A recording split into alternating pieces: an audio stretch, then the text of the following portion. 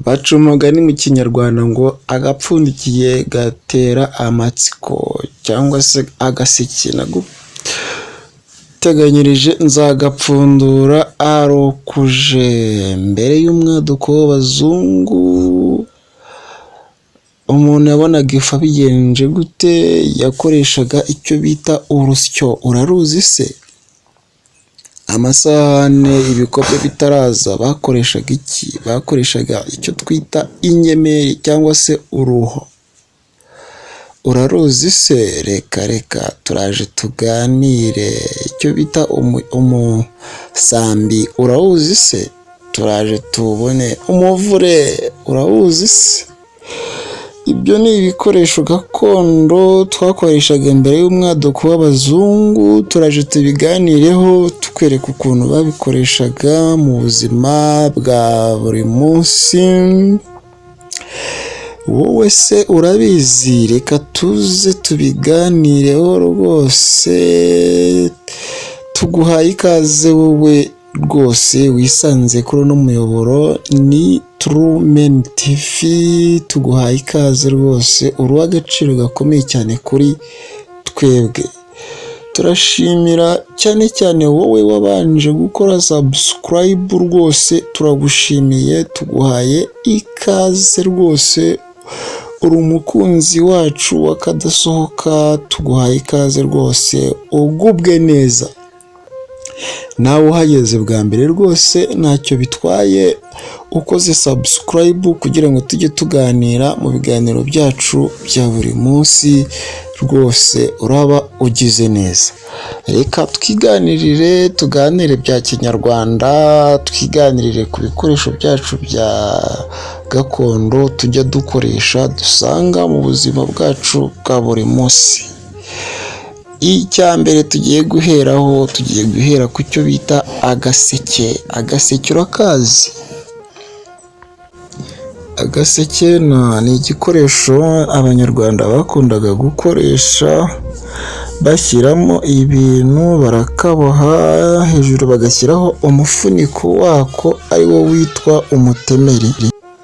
Kugapfundikira hasi gafite indiba nk'uko muri kubibona kuri ano mashusho. Aho umukobwa afashe ni ku ndiba, hasi hejuru akaba ari ku mutemeri. Imbere rero harimo umwanya bagenda bashyiramo ibintu. Iki ni igikoresho rwose gifitiye igihugu akamaro. Nicyo abanyarwanda bakoreshaga batwerera bagenzi babo mu misango y'ubukwe, bagashyiramo ibintu, imyaka bakayishyira ahantu bagiye gutaha ubukwe, bakabyita ipfukire. Urumva rero ko agaseke ari igikoresho cyari gifitiye abanyarwanda akamaro.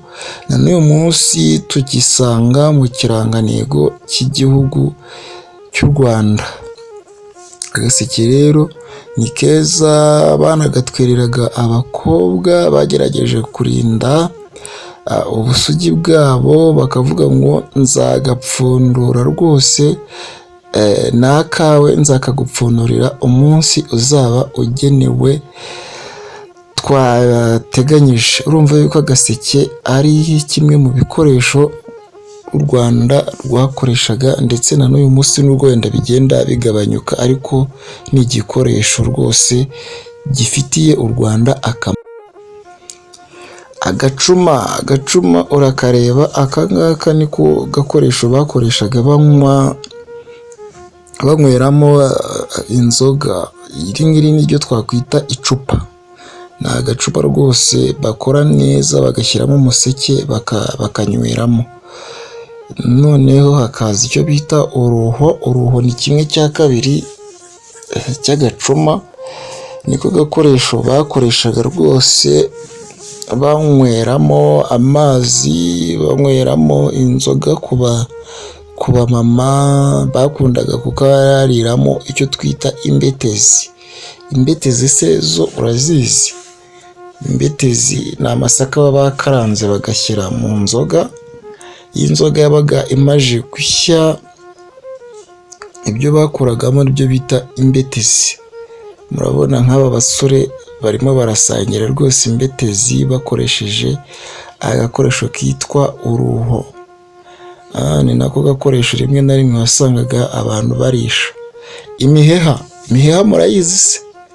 Imiheha ni imiseke bakoraga mu biziranyenze rwose, bakayiharura neza ari miremire, bakayikubita mu kibindi nacyo ushobora kuba utakizi, turaje tukikwereke, bagacomekamo ubundi bakinywera, hakaza icyo bita umuvure. Umuvure ni igikoresho bakoreshaga bengeramo inzoga, cyo bita rwabitoki, bagashyiramo imineke, bagashyiramo ibyatsi, barangiza bakenga, bamwe bengeshaga intoki, abandi bakengesha amaboko, barimo batunganya inzoga yo kunywa, cyane cyane urwagwa. Inzoga zabaga zikozwe mu bitoki. Murabona uno musore rwose ko yakataje arimo yenga icyo bita umutobe.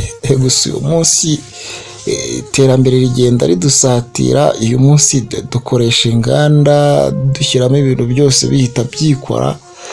Gusa nubwo inganda zaje ntago zikwiye kuduca ku muco. Umuco wacu ni mwiza, tugomba kuwusigasira. Murumva yuko na kera hose abanyarwanda bagiye bagerageza kwirwanaho. Abamama bacu bakadutunganyiriza ifu yo kuza gushyira mu cyo bita imbetezi. Bazikoreshaga iki? Bakoreshaga icyo bita urusyo, ibuye rinini rimeze neza hejuru, rimwe na rimwe baba bafukuyemo imbere, ahantu bagenda bashyira amasaka cyangwa se ibigori.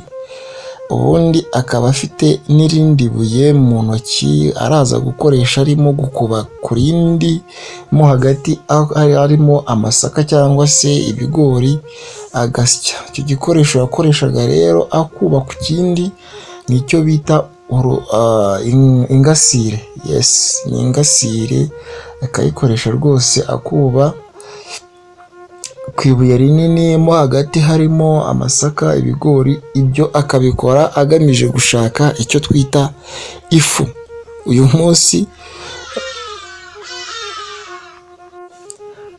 munsi ubu haje icyo bita ibyuma. Mbere rero bakoreshaga urusyo. Ikirushe, dore kera twakoreshaga icyo bita umudaho. Urabona ko ni agakoresho keza rwose, gakoze mu giti, gasennye neza. Abanyarwanda ni abahanga.